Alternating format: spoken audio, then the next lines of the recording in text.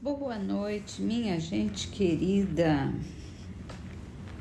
Bem-vindos a todos. Uma ótima noite, muita paz em cada coração.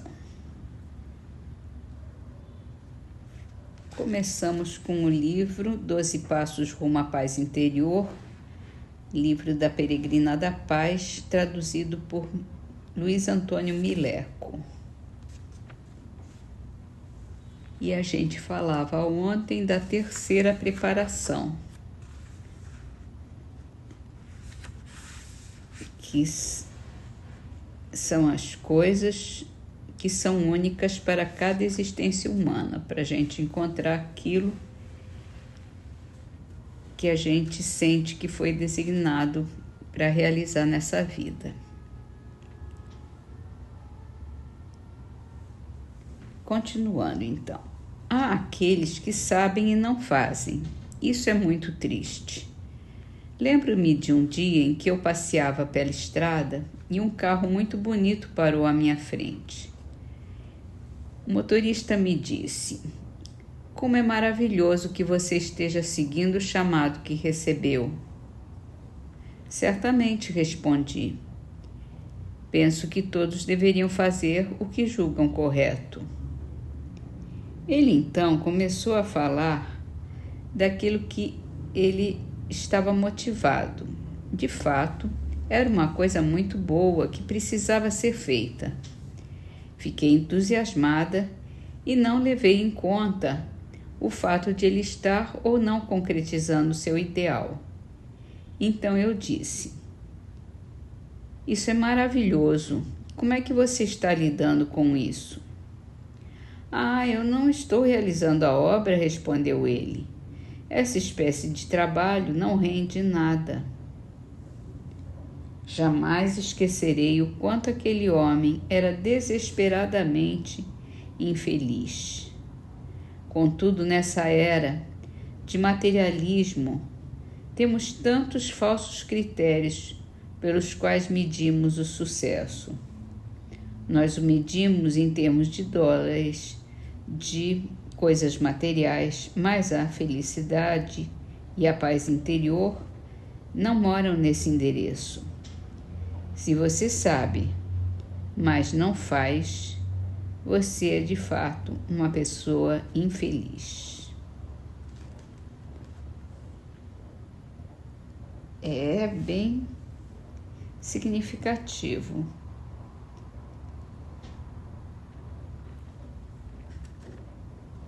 Eu diria que o mais difícil é a gente entender essa razão de viver que a gente tem. O segundo passo, que é concretizar, é uma segunda etapa, né? Primeiro a gente tem que vencer a primeira. No Livro dos Espíritos, ainda falando sobre espíritos protetores, Kardec pergunta: os espíritos que simpatizam conosco atuam em cumprimento de uma missão? Não raro, eles desempenham missão temporária, porém, na maioria das vezes, são apenas atraídos pela identidade de pensamento e sentimentos, tanto para o bem quanto para o mal. E aí Kardec faz uma segunda pergunta complementar. Então parece ilícito se inferir que os espíritos a quem somos simpáticos podem ser bons ou maus. Sim, qualquer que seja seu caráter, o homem sempre encontra espíritos que simpatizem com ele. Quer dizer, falando em espíritos simpáticos, não está falando aqui dos espíritos protetores.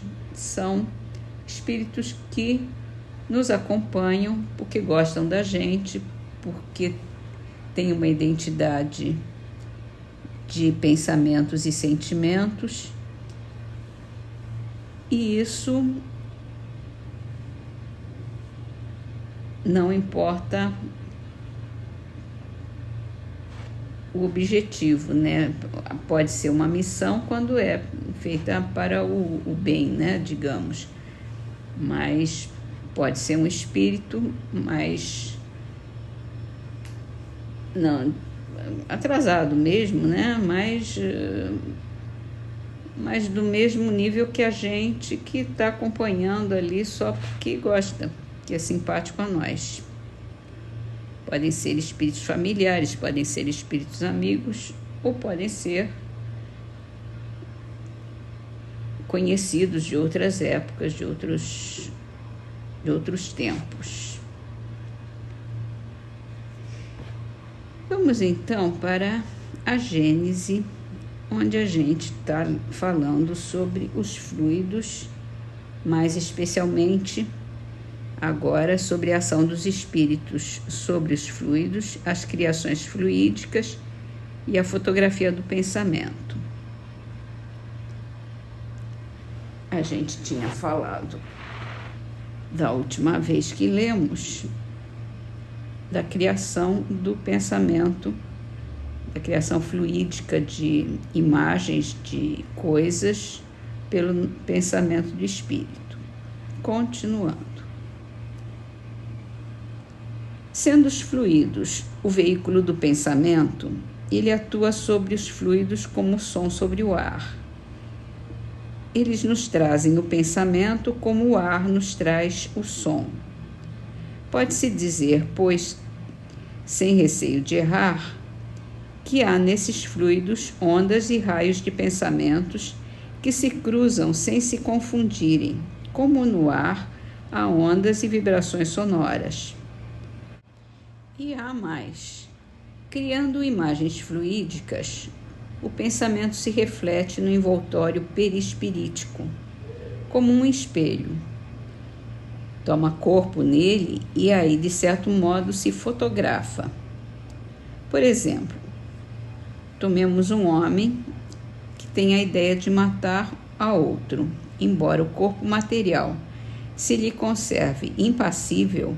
Seu corpo fluídico é posto em ação pelo pensamento e reproduz todos os matizes deste último.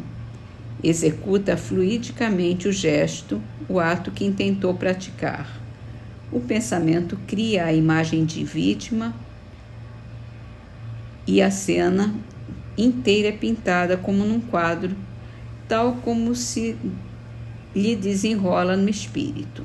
Desse modo, é que os mais secretos movimentos da alma repercutem no envoltório fluídico, que uma alma pode ler em outra alma como num livro e ver o que não é perceptível aos olhos do corpo.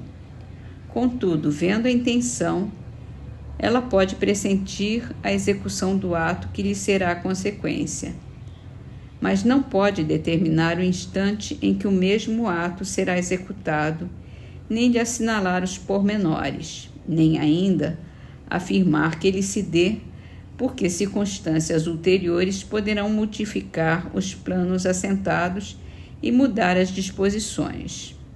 Ele não pode ver o que ainda não está no pensamento do outro. O que vê é a preocupação habitual do indivíduo, seus desejos, seus projetos, seus desígnios bons ou maus. É interessante, né, que a gente tem essa percepção muitas vezes que quando está pensando alguma coisa, a gente vai imaginando a cena, mesmo que nunca venha a acontecer, e é uma projeção do nosso pensamento. E isso pode ser visto pelos espíritos que estão perto de nós. O nosso é mais que um espelho, é uma tela, o nosso pensamento. Eu acho que aqui nessa época eles não tinham essa ideia de tela, de TV, não existia televisão naquela época, né? Então, a gente projeta numa tela, como se fosse uma tela, todo aquele pensamento que a gente está tendo. E isso também a gente tem a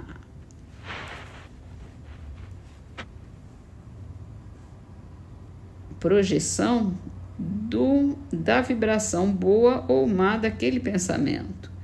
Por isso que a gente pode fazer bem ou fazer mal para alguém pelo pensamento, porque a gente está projetando essa vibração junto com o pensamento.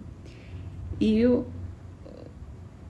aí a gente volta aqui para o nosso mundinho, onde aqui nesse momento a gente faz a nossa prece e a gente projeta as nossas vibrações boas através do nosso pensamento. Então, vamos terminar as nossas leituras com a trovinha de Casimiro Cunha, está no livro Orvalho de Luz, psicografado por Chico Xavier, com o título Frases Breves. Alivia com bondade a dor alheia ferida, toda verdade imprudente alarga os males da vida.